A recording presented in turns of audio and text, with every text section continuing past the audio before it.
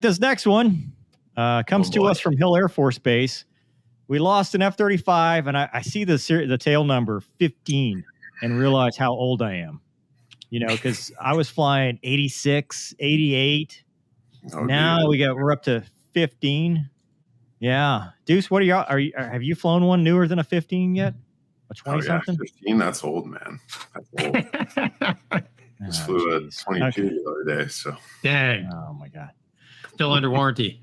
We were flying the 68, 69 model, 70 something in the T-38. Anyway, so on the 19th of October in the year of our Lord 2022, at 1800 local, F-35 crashed at the final turn on runway 14 at Hill Air Force Base.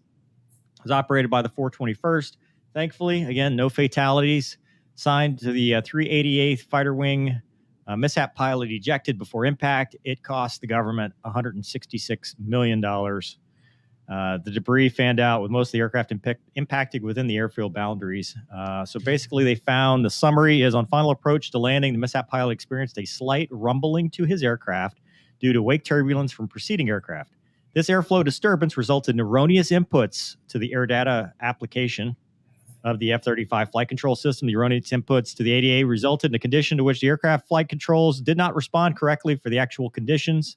Recognizing this, he responded appropriately by selecting full afterburner to attempt to recover to control flight, but due to the low altitude, low airspeed, and side slip angle of the Mishap aircraft, he was unable to recover. He ejected, and then the AIB found by the preponderance of the evidence the cause of the mishap was the Mishap aircraft departed control flight due to air data system errors immediately prior to landing, and there was no opportunity to recover the aircraft to control flight. The AIB president found one significantly contributing factor, the mishap, that the Mishap pilot did not increase landing spacing for preceding aircraft in accordance with the wake turbulence procedures. So we won't go as in-depth as I usually do. Highlighted some stuff. Basically, the mishap wingman. So as standard, you send off Dash 4 to go get the weather and field conditions, bird condition, whatever, pass the codes before you land. Number 4 got the ATIS, and they were reporting wake turbulence procedures. However, no one remembered this happening. And then he failed to follow this wake turbulence procedures, which meant he was supposed to increase spacing from the 3,000 feet to over 9,000 feet spacing between aircraft. Experienced the burble or rumbling, and this happened twice. It caused the erroneous inputs from the ADA, resulting in a condition in which the aircraft flight controls did not respond correctly, and he tried to recover and was unable to do so. So it was an uneventful flight of 4 legs. God, that's a terrible call sign. Like, legs is not, that's not being cool, man. That's not a cool, like, killer fighter pilot call sign. I don't want to go out there like that.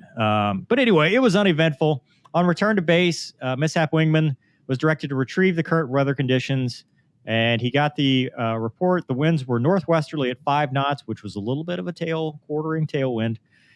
Wake turbulence procedures are in effect. SOS will declare that when it's a light crosswind, 1 to 5 knots with a tailwind.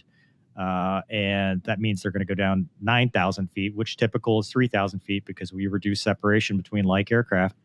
He relayed the weather. They came up 2 + 2. Look how cool that is. Note that this is TAC initial, and it's very slow. It's not very fast at all. Should be.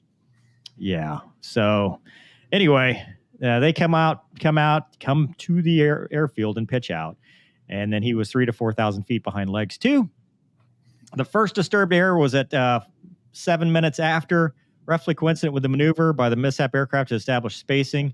So he got into the break, essentially, and got a little bit of a burble. And then halfway through the turn, he engaged approach power compensator. Deuce will ask you about that here in a second.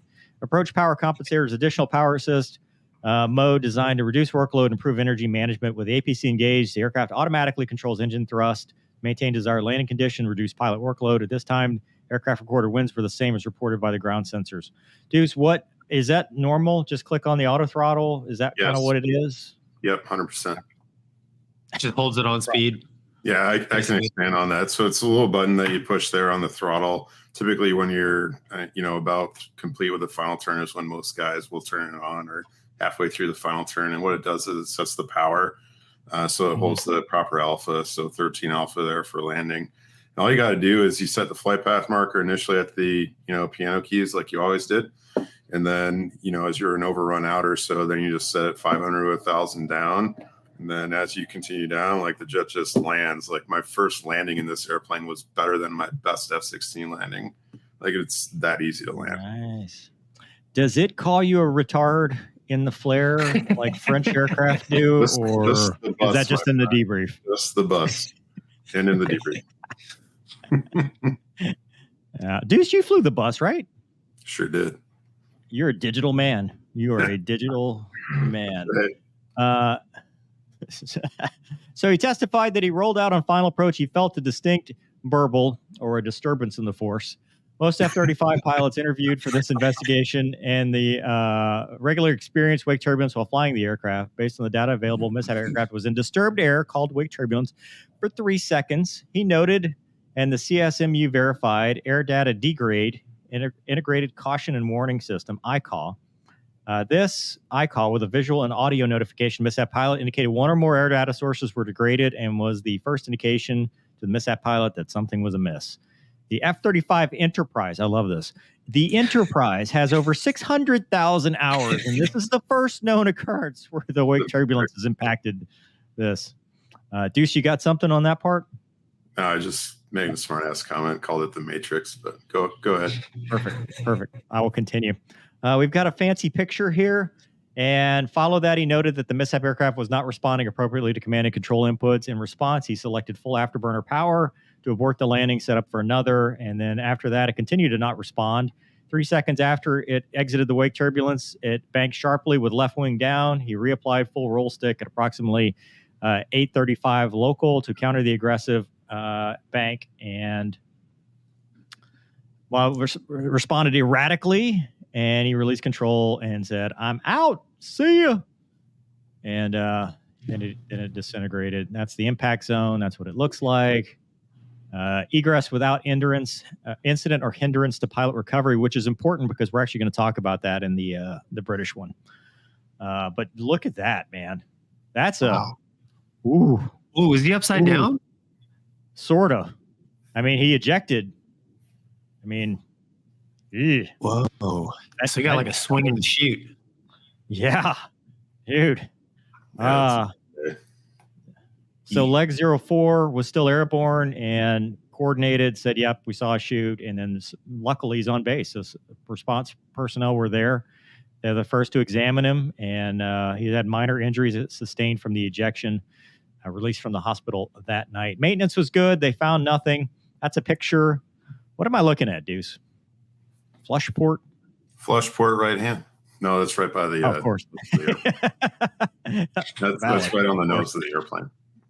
Ah, okay. So there's one on each side. Is there a left hand too? Yeah. Okay. So there's the claw that does everything, flight control law. So that's basically your flight control, your flickus. Is that really kind of what's the claw doing for you? That's the torpedo, isn't it? The claw is similar to like your F-16 like control logic, like hey dude, like your gear's down, or hey your air refueling doors open kind of thing. Gotcha. So the evaluation analysis says during both events, simultaneous pressure disturbances were observed on all the ADS MFPs and flush port sensors. The first disturbance we talked about, then the second one was a little bit later, less than a minute later, as he maneuvered to land. It resulted in large enough disruption of airflow over the sensors. It excluded the data. So basically it got such a bad influx of information that it said, there's no way this is valid. And gave you a degraded caution. And then as captured, the disturbed air also caused the right side probe to show readings outside the input limits. They didn't trigger an ICAW, though. This intermittent disruption on the right side occurred multiple times in the next 3 seconds. During each of these disruptions to the right side, the left side inputs still excluded with the left side, it still excluded. ADA stopped using primary readings until the right probe's reading came back. So it was trying to do what it thought was right. It was like, that doesn't look right. I don't know what I'm in. With each transition, a value referred to as a sump was added to the onboard model to smooth flight control movements while switching between primary and backup. Deuce, do they talk sump? Like, do you get this far into the weeds when you're in academics? Is sump something that everybody knows about? No. Okay, good. Because there's a lot. But anyway, so there's short duration reason. What's that? That's all like the ones and zeros, man. Yeah, there's a whole chart right here. And so the laws rely on receiving accurate air data, and while the onboard model predicted flight conditions and physical flight conditions differ more than 40 degrees, surface commands generally generated by the claw were incorrect for the current conditions. Ultimately, the inability to adequately control the mishap aircraft, which forced the mishap pilot to eject, was due to erroneous flight conditions.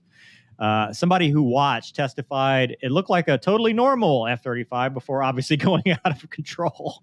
When the oscillations were happening, I did see really large flight controls.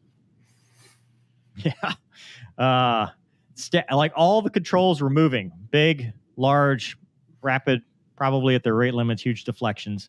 And he was sideways 30 to 40 degrees, which is far outside the normal flight envelope. There's virtually no chance of recovering from that. Totally outside slide slip command. They tried to replicate it in the sim. When wake turbulence or procedures, I already talked about that, but they didn't do that because they didn't know. Mishap pilot. This was interesting to me, and the only reason I highlighted is because we're now seeing dudes that are just F-35 babies. He had, 260 hours in the F-35, but that's all he had. So his prior qualification was as a student. So we're getting, we've been there for a while, but it's strange to me now to see people that are just F-35. That's how far we're into the program. And he'd been flying a lot, 9 sorties in 30 days. I wouldn't say that's, for a young dude, that's not a lot. But for today's Air Force, I think that's, it's a lot for a fifth kid, dude. Yeah. Yeah. Dude was in good health. Pathology was good. His lifestyle was good. He had crew rest. They don't blame anything other than human factors about they should have been using wake turbulence procedures.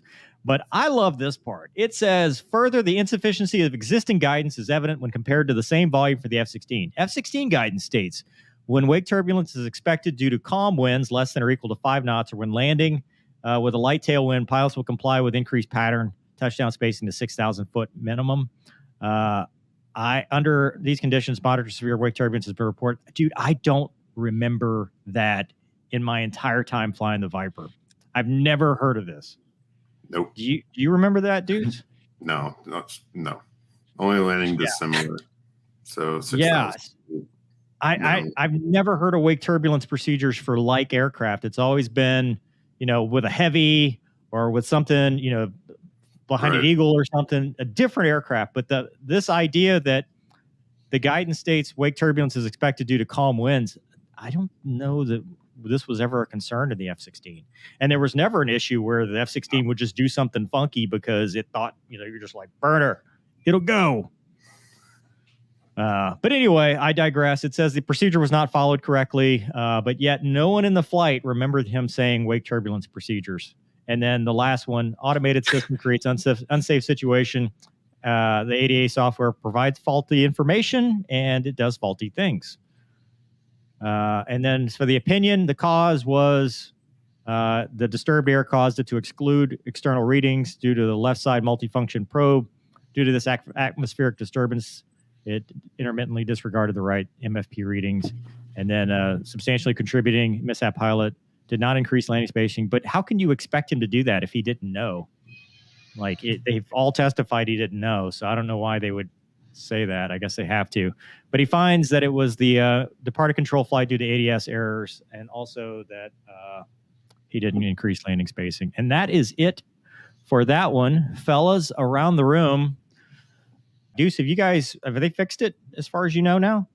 As far as I know, the check's in the mail for it. So if it hasn't already been fixed, which I'm pretty sure it has been, but yeah, I wouldn't fault the pilot for this one, at all. That's on Lockheed Martin, which, to be honest, that's going to happen with any kind of new fighter. If you look at the F-22, when it came out, had all kinds of problems, and look at how it is now. It takes a few years, unfortunately, to figure out some of the glitches and get them fixed.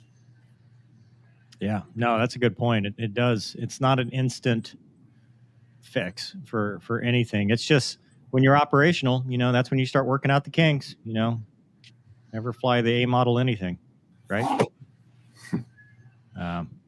Anyway, well, cool. Well, but for the grace of God go I. With any of these AIBs, it's always nice that, number one, the pilot made it out, but number two, that we can learn something. Sometimes automation will fail us.